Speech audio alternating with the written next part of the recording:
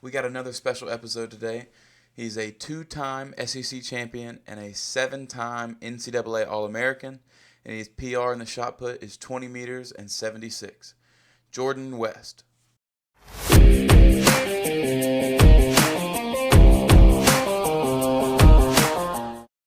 Hi man, how you doing, bro? I'm doing all good. Just finished lift, so hey, another day, another dollar. Hell yeah, man.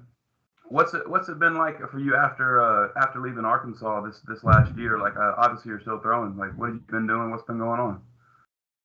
Well, after finishing up my season last year, I kind of took about a 2 month hiatus. Just like kind of tired from the season. I probably competed the most high level meets that year, so I was just kind of tired and just took a little bit of time off, more than usual. And then it just turned out that in August, my throws coach took the job at Vanderbilt. So I was like, okay, I'm not in a financial situation to get out there immediately, but he gave me some workout programs to do while I was in Arkansas, and I made the trip out here in October. Yep, yep, Nice. So I know you initially went to Tennessee, and was that with Newell? Is that the coach, right? yep, yep, Coach Yeah. Newell. Is he the reason that you ended up going to Arkansas the senior year to follow him? He's one of the reasons. Mainly, of course, I graduated, so I had the choice to either stay or to leave. Ideally, I would have liked to have stayed if my coach would have been retained as a throws coach. But my senior year, they let go or parted ways with our head coach, Coach Bess Alfred Sullivan, and then that subsequently left Coach Newell in limbo. And then he didn't get word until I think right before nationals that the new head coach was not going to retain any of the former coaches. So it's kind of an Oh, unfortunate situation, but and that's the way the cookie crumbled for us. I did have a meeting with that new head coach, and unsurprisingly, he was going to cut my scholarship significantly. So like, okay, I might as well take my chances out on the open road and just like see where other schools are offering or would like to have me and retain my scholarship percentage at another school. yeah. No, it blows my mind how the schools, especially someone like you, I mean, multiple time SEC champion, multiple time All American, would want to cut your scholarship, and it's not a rare thing. Like that happens all the time. Yeah, It's it's not rare, but it's definitely an unfortunate thing. I mean, I feel like I've done so much for the university, and I kind of felt slighted in my opinion.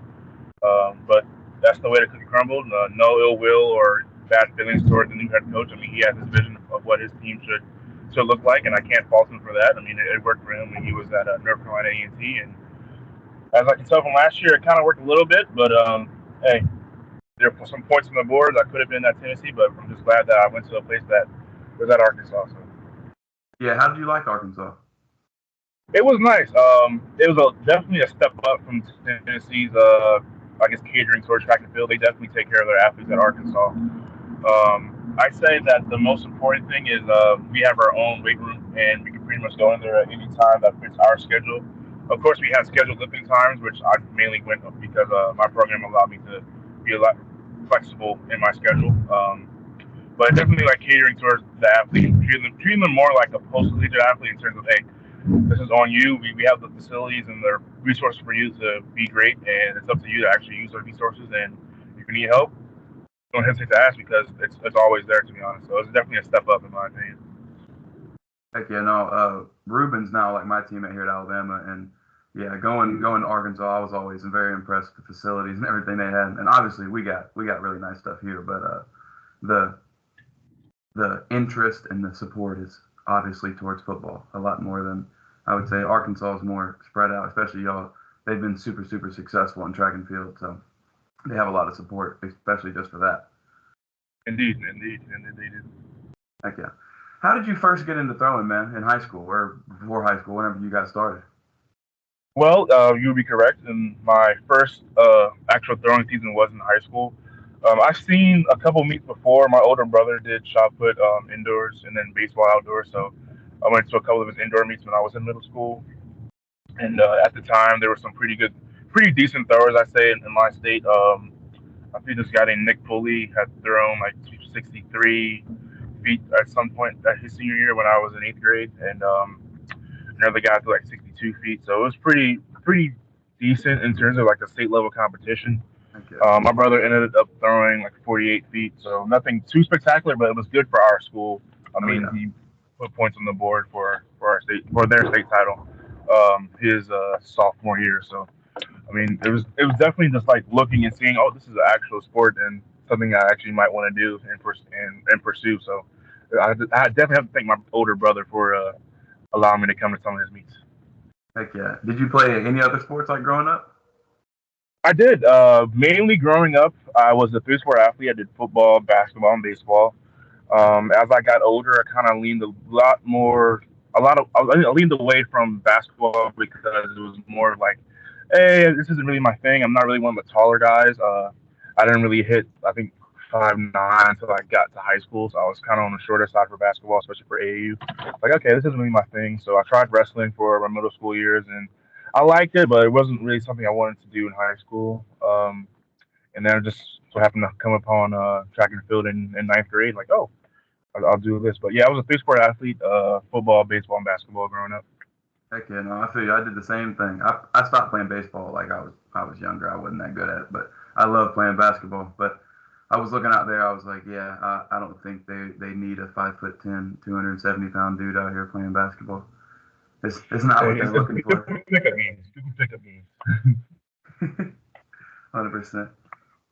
When you started throwing in high school, what was the process like when you first started? Like, how far did you throw your first year, and then like the improvement, getting recruited to Tennessee and everything?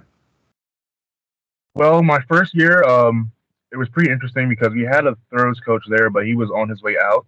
He was retiring.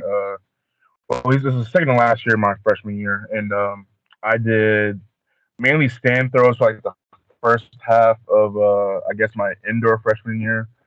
I think my first meet I threw like 31, 32 feet, and then gradually we got a lot more technical with the glide. It wasn't great by any means, but I think I finished my indoor year with like 40 feet, like 2 inches at like a freshman sophomore meet. So like it was decent. I mean, it wasn't anything spectacular, but it was good for my level of competition, which was freshman sophomore meets I was going to.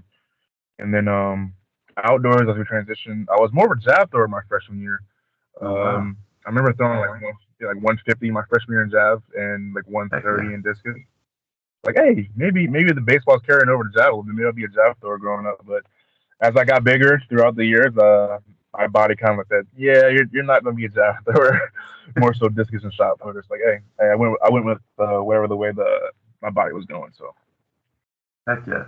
And you said you had a throws coach at your school. Like, did he teach you? Like, did you do the rotation or anything in high school, or is it just glide? So I did glide. I did glide my first year. Yeah. And as I transitioned to sophomore year, I wanted to take throwing a little bit more serious. So I went to a personal coach. His name is Anthony Sanfilippo. He was the throws coach at Rider University, which is back in New Jersey, and I think now he's at Drew University, which is also in New Jersey. But he was a throws coach with a club named TNT, which is Thrower Nation Track, little acronym there. And yeah, he's coached some pretty good shot players. There's two females that were pretty good in high school. Nicolette Dunbar, who Oh yeah. she's from New Jersey. Heck yeah. Her and her family are really nice. And then there's also this girl named Jess Molina who ended up going to Wake Forest first, and then transferred to Oregon State, I believe, and then back to Rutgers, which is my state school. So he was a technical coach that I sought out. It's pretty close to where I live, about 40 minutes north. And granted, 40 minutes north isn't far in New Jersey. It's just because of traffic. So 40 minutes is more like 15 miles. Yeah. So it was relatively close. So I went to him during the summer that year. Started training a little bit more, got more consistent with the rotation. Because I started rotating going into my sophomore year, so I wanted to learn it that summer of my freshman year. Uh, so then he taught me that rotation, and then my sophomore year, I think I opened up my indoor season around 44 feet, so it would have been a 3-foot PR, which I was pleased with. I mean, I didn't expect anything huge. And then as the season went on, I got a little bit more comfortable in the indoor shot and the indoor rings.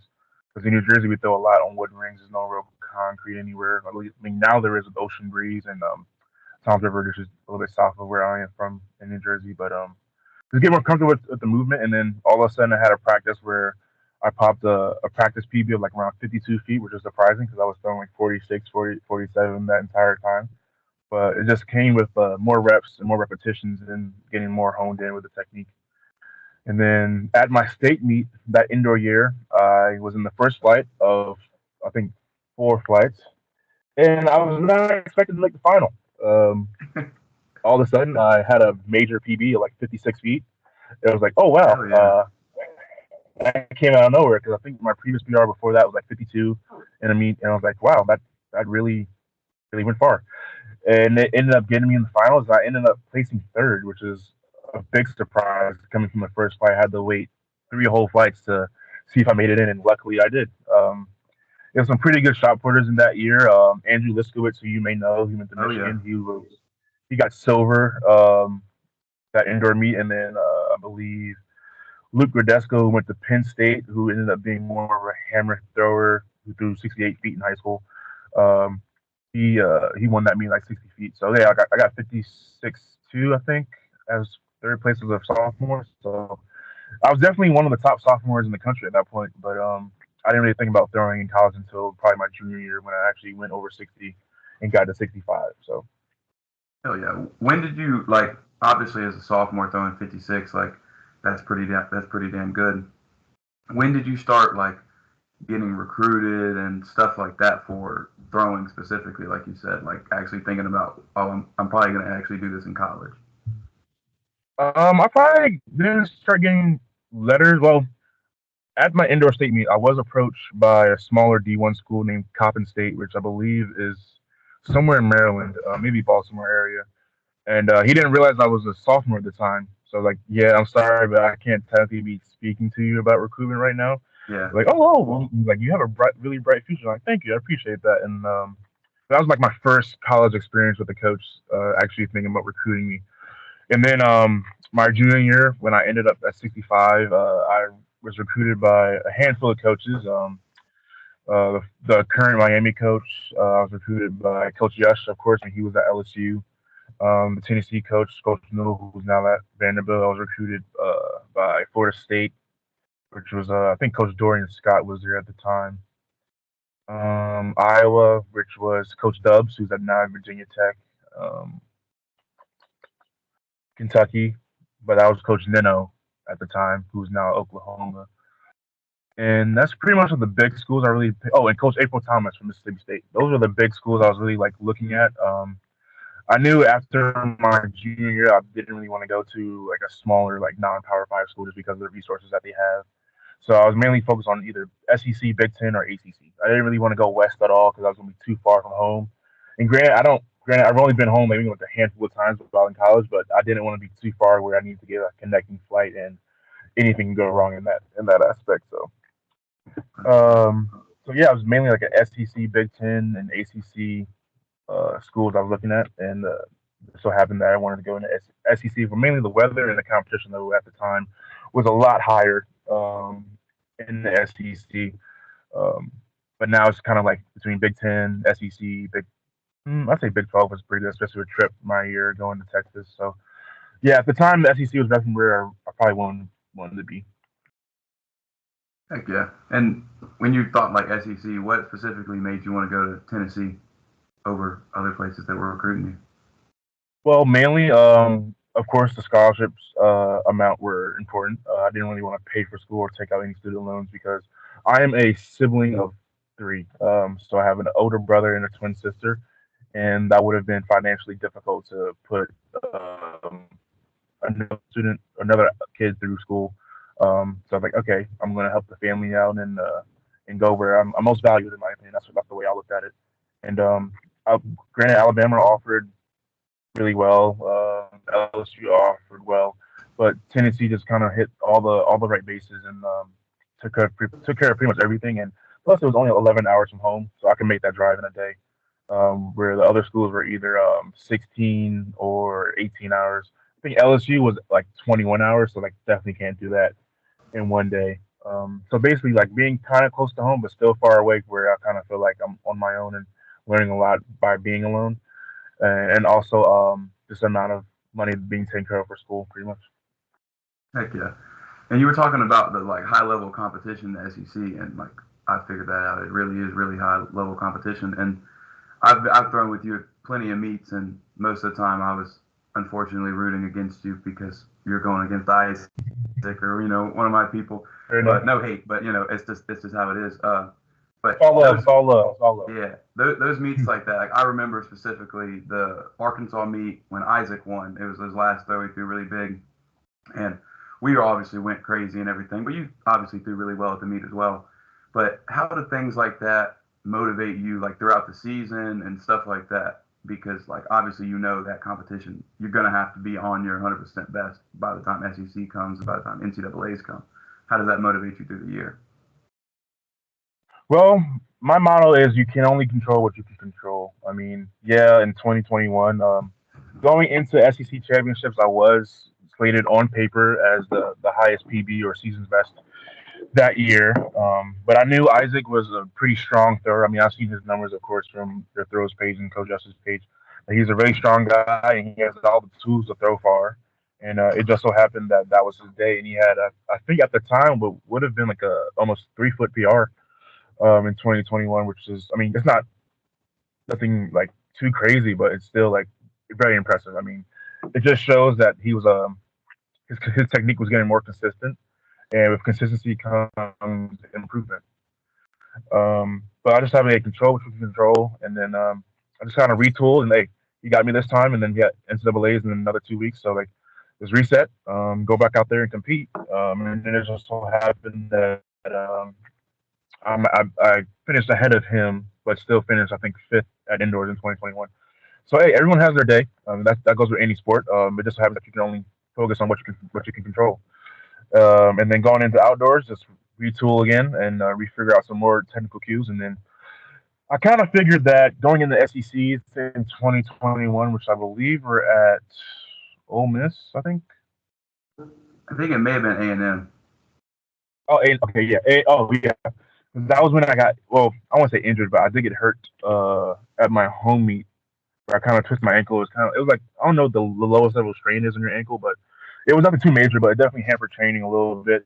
And of course, I didn't finish as high as I wanted to at SECs, but I kind of retooled, refocused, and got ready for regionals, and then made it to regionals, and then didn't finish as high as I wanted at NCAA's in Eugene that year. But that was also when I believe it was raining, and we had a bunch of throwers actually take a few spills. I think Eric Favors pulled his groin that year, and he was favored to make the final as well. So it was kind of crap. It was kind of a crap show that in 2021. But hey, just retooled and got ready for next year, pretty much. So I think Isaac had one more year at that time. So we did it again in 2022. It just so happened that he beat me indoors at A&M, but came back outdoors, and I kind of tried to not poke the bear, if that makes sense, because I realized almost that every time that I kind of like celebrated, he kind of went further. So like, hey, outdoors in Mississippi, I was like, okay, just chill, act like nothing happened, and it just so happened that I came up with the win in SEC.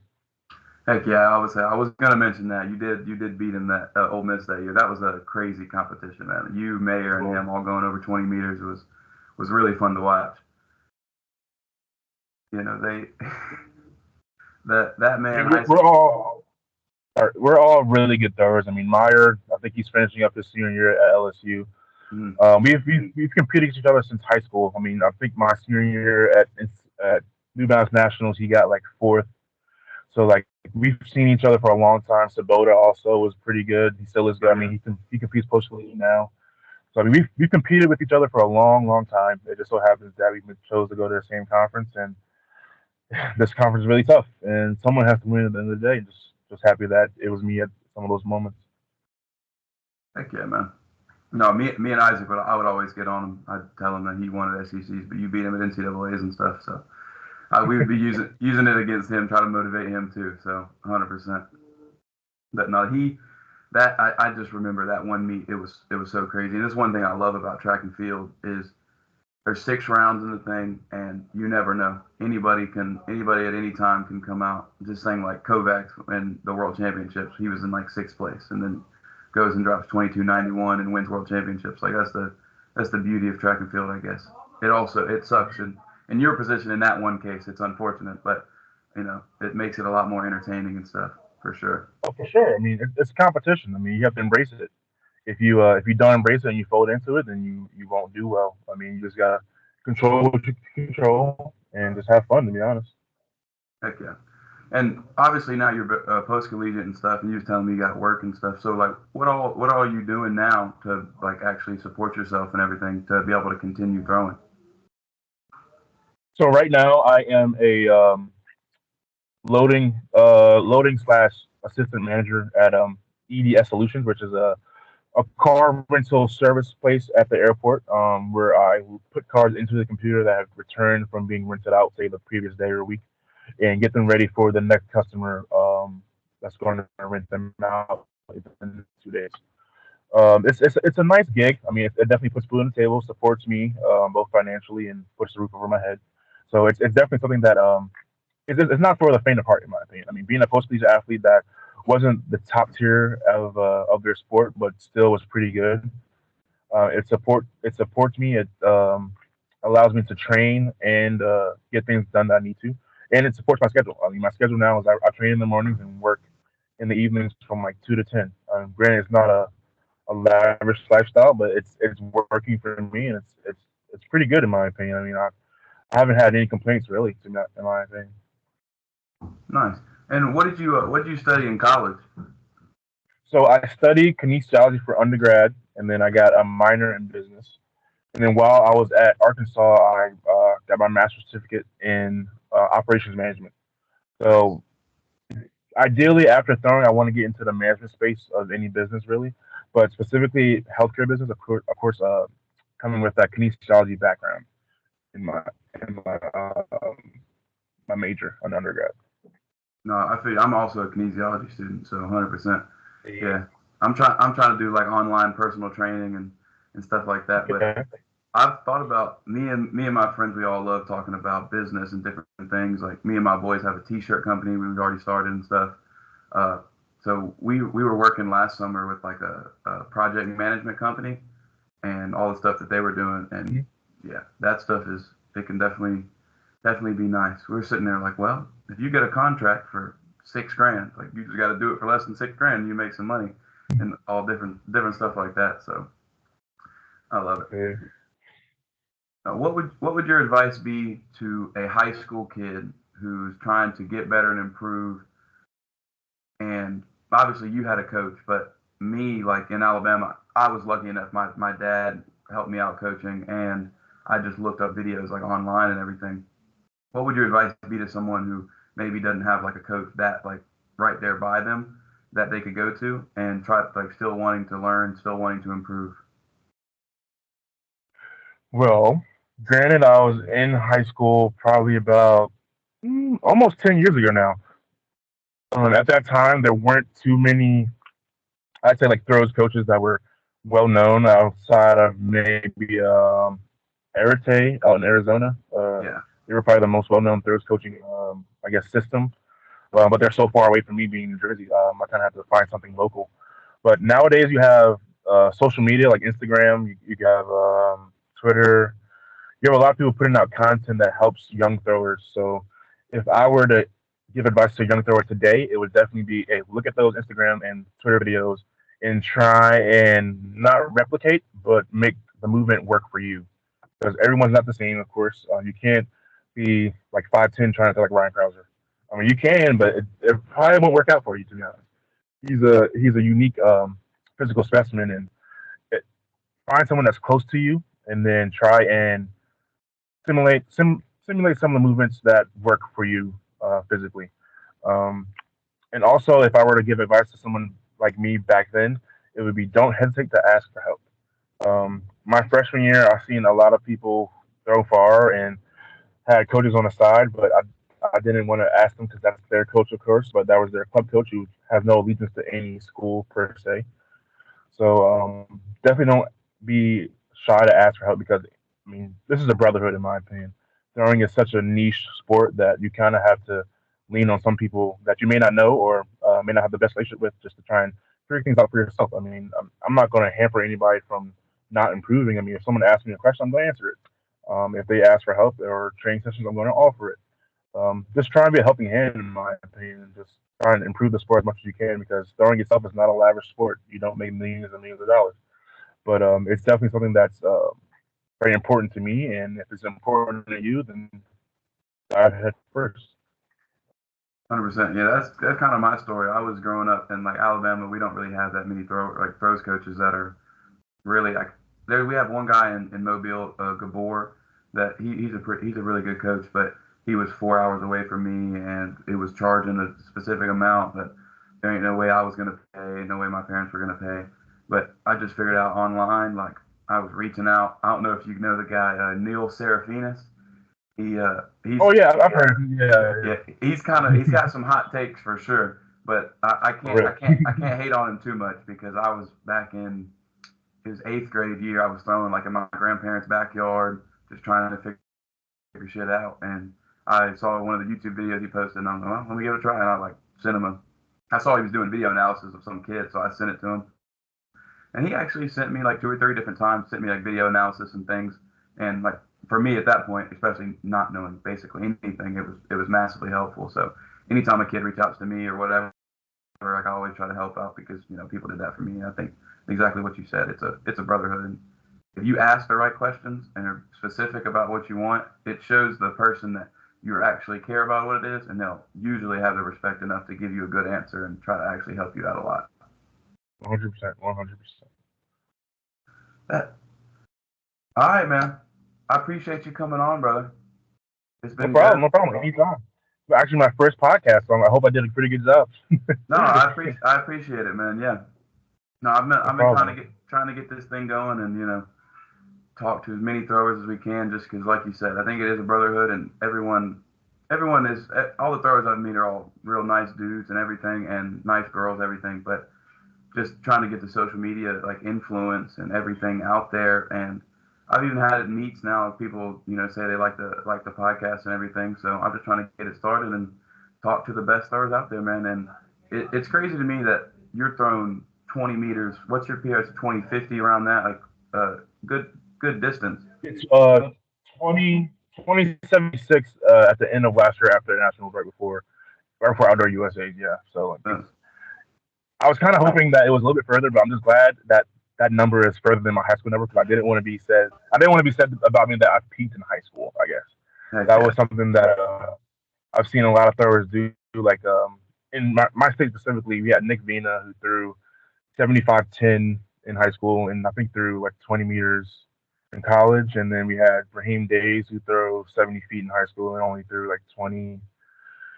I want to say 2040. I think it was his PR. So like it's definitely a lot of hard work that you need to put in to throw a 16-pound farther than the 12. But I'm just glad it came out at the end of the day, and I'm still chasing that 21-meter mark. So 100%. I was about to say, how do you feel about, like, obviously in the U.S. right now, like if you want to make a team, like you have to be like one of the top 5 guys in the world because of how good the shot is here compared to, and other countries are obviously still really good, but just the whole entire level of shot like in the country. Like, how do you feel about that? I think that it's definitely specific to people that want to improve regardless of the circumstances. I mean, yeah, you have people throwing, like, for instance, Ryan Krauser threw 23:56, I believe was his PR, and the furthest throw ever by a human being. And it's humbling to think that something that you do can go that far. But it just kind of makes you chase the numbers and chase the mark, in my opinion. Like I said before, you can only focus on what you can do, and do what you can.